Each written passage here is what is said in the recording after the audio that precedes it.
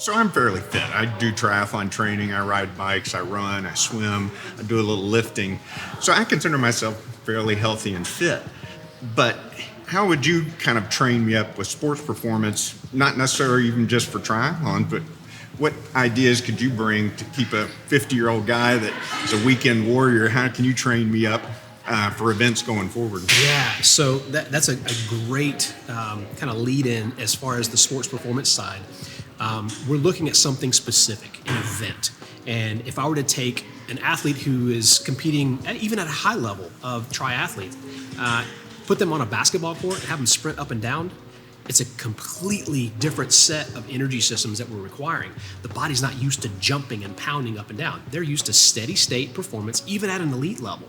But I change the dynamics of what they're actually performing for, and their bodies are going to experience different stressors. So from that perspective, we want to assess the athlete or the individual and determine what their needs are.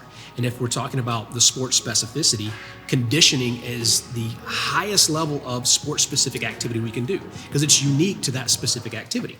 Then we go back to the general of the athlete needs to be strong, the person in general, to be, the term functionally fit.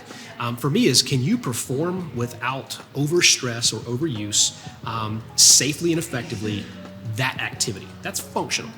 If you bend over to tie your shoes and something pops or you have excessive pain, that's not real functional. So you need to be able to establish those base level patterns first.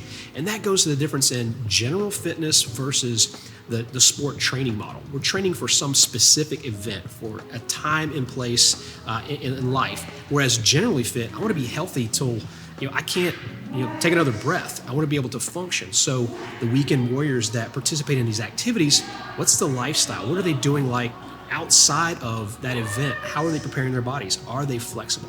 Do they sit during the day? Do they stand? That makes a difference in what muscles are being used. If I have a person who sits most of the time and then they jump on a bike and ride repetitively again, those are muscles that are constantly in a state that resembles kind of an overuse pattern. So we want to make sure that we're complementing that through our strengthening, through our flexibility, to give them kind of a cross-training model to be able to bring up deficits, but all that's identified by the evaluation process. Sounds like I got to make an appointment then. Come on down anytime. We're ready for you.